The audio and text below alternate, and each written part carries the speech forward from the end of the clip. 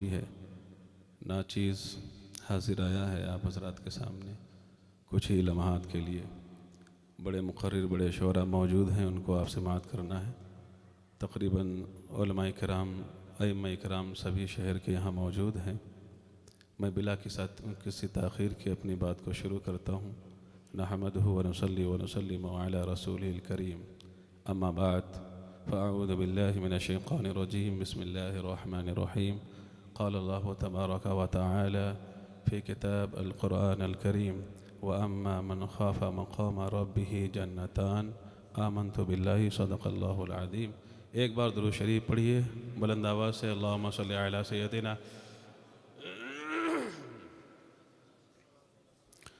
شاعر کہتا ہے آگاہ اپنی موت سے کوئی بشر نہیں، آگاہ اپنی موت سے کوئی بشر نہیں، سامان 100 برس کا ہے پل کی خبر نہیں، سامان 100 برس کا ہے پل کی خبر نہیں۔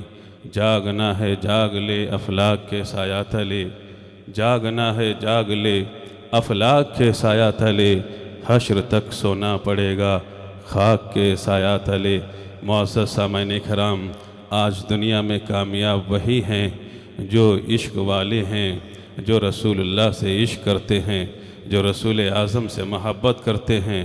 کامیاب وہی ہیں جو پرہیزگار ہیں، جو تقوی والے ہیں۔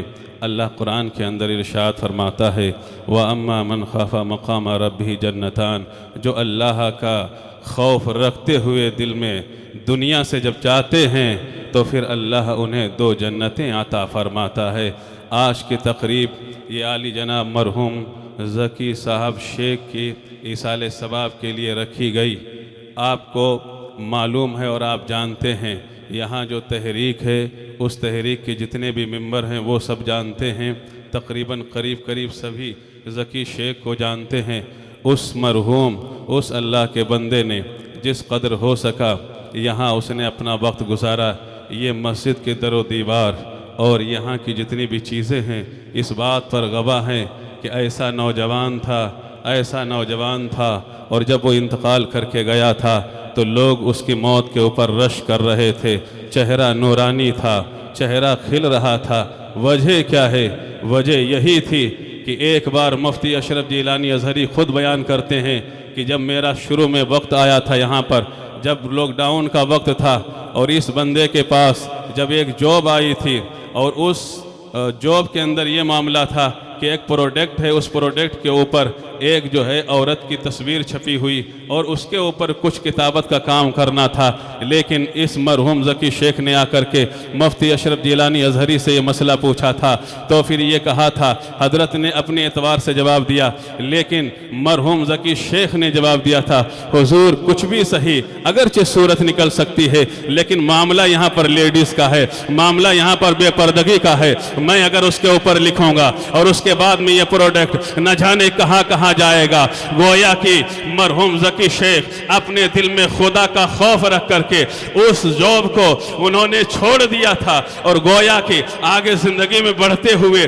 جتنے بھی کام و کاج دین و اسلام مذہب سے متعلق اس مسجد سے متعلق تھے، ذکی مرحوم نے بخوبی حسن خوبی ان کو انجام دیا۔ اور جب انتقال ہوا تھا تو اس وقت ان کے جنازے کے اندر اتنی بڑی تعداد میں لوگوں کا ہجوم تھا۔ یہ لوگوں کا ہجوم یہ اس بات کی دال ہے، اس بات پر دلالت کرتا ہے کہ جانے والا کوئی عام نہیں ہے، جانے والا نوجوان تو ہے لیکن عام جو نوجوان نہیں ہے، بلکہ یہ جانے والا جو جا رہا ہے یہ عشق رسول اپنے سینے میں رکھ کر کے جا رہا ہے۔ یہ جو جانے والا جا رہا ہے یہ وہ ہے جو اپنے دل میں محبت علماء کرام کو لے کر کے جا رہا ہے۔ یہ وہ ہے جو جا تو رہا ہے لیکن اس نے اپنی زندگی کا اکثر حصہ مسجد نیل گران میں لگایا ہے، علماء کرام کی خدمت میں صرف کیا ہے، کتابت میں صرف کیا ہے، رمضان المبارک میں اعتکام میں بیٹھنے والے معتکف کے لیے اپنا وقت جو ہے صرف کیا، جاتے جاتے مسکرا کر کے دنیا والوں کو بتا دیا، اے دنیا والوں، اے میری اصلاح تحریک امت کے نوجوانوں، زندگی گزارو تو عشق رسول کو رکھ کر کے اپنے سینے میں زندگی گزارنا اور محبت علماء کرام میں زندگی گزارنا، پرہیزگاری کے ساتھ زندگی گزارنا۔ جیسے میں جا رہا ہوں ایسے تم بھی جانا۔ گویا اعلیٰ حضرت کا یہ شعر پڑھتے ہوئے یہاں سے الوداع کہنا، انہیں جانا، انہیں مانا، انہیں جانا، انہیں مانا، نہ رکھا غیر سے کام، للہ الحمد میں دنیا سے مسلمان گیا۔ نعرہ تکبیر، نعرہ رسالت، علماء اہل سنت۔ وَأَمَّا مَنْ خَافَ مَقَامَ رَبِّهِ جَنَّتَانِ، جو اللہ کا خوف رکھتے ہوئے دنیا سے جاتے ہیں اللہ انہیں دو جنتیں عطا فرماتا ہے۔ حضرت امیر المومنین کے زمانے میں حضرت امام حسن بصری کہتے ہیں ایک ایسا شخص تھا، بڑا پرہیزگار تھا، نوجوان تھا، اپنے بچوں کے ساتھ میں ایک الگ گھر میں رہتا تھا اور اس کے ماں باپ ایک دوسرے الگ گھر میں رہتے تھے۔ اپنے ماں باپ کی خدمت کرنے کے لیے روزانہ ڈیوٹی لگانے کے لیے آتا تھا، وقت دیتا تھا، اپنے باپ کی خدمت کرتا تھا۔ اے میرے نوجوانوں، میں تمہیں یہاں سے ایک درس دے کر کے جانا چاہتا ہوں۔ اگر ماں زندہ ہیں تو خدمت کر لو، باپ زندہ ہیں تو خدمت کر لو۔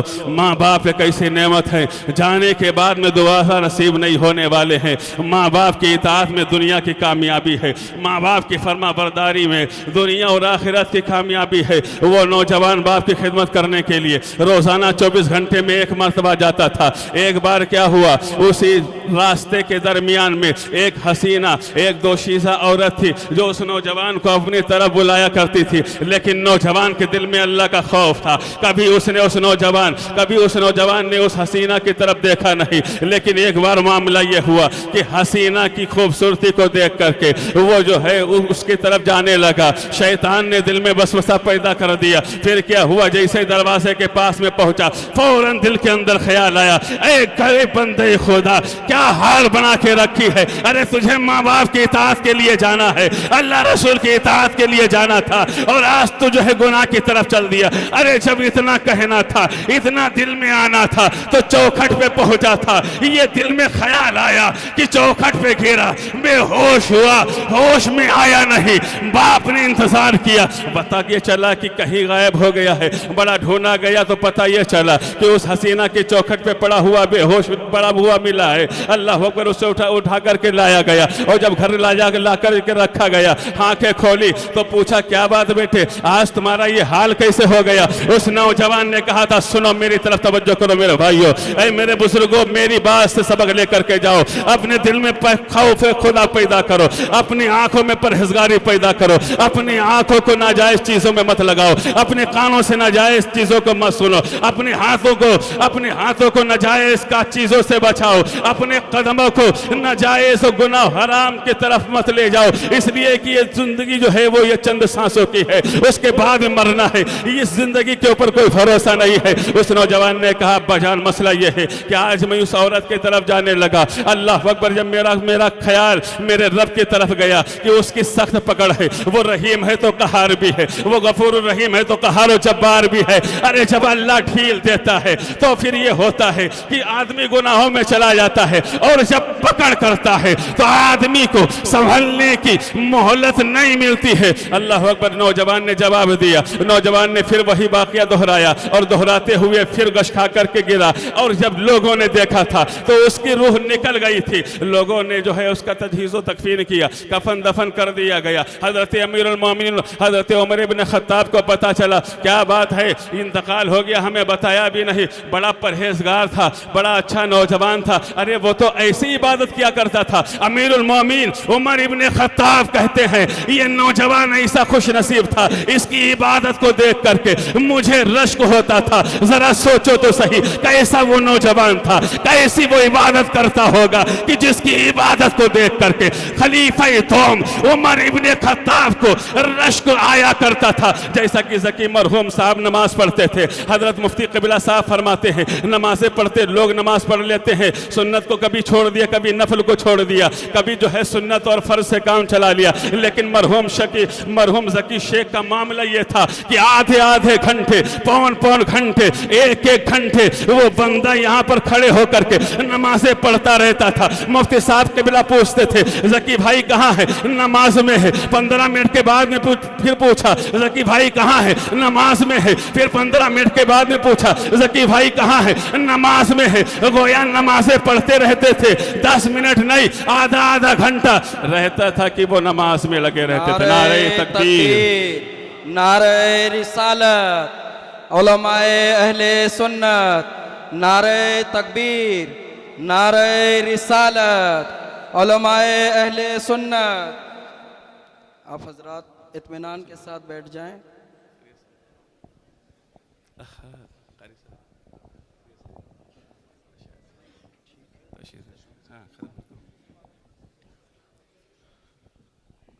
بس ماشاءاللہ علماء کرام تشریف لے آئے، آپ لوگ اپنی ماتھے کی نگاہوں سے دیدار کریں۔ میں اپنی بات کو مکمل کرتا ہوں۔ درود شریف پڑھیں۔ اللہم صلی علی سیدنا مولانا محمد معدن الجود والکرم وبارک وسلم، صلاۃ و سلام علیک یا رسول اللہ صلی اللہ علیہ وسلم۔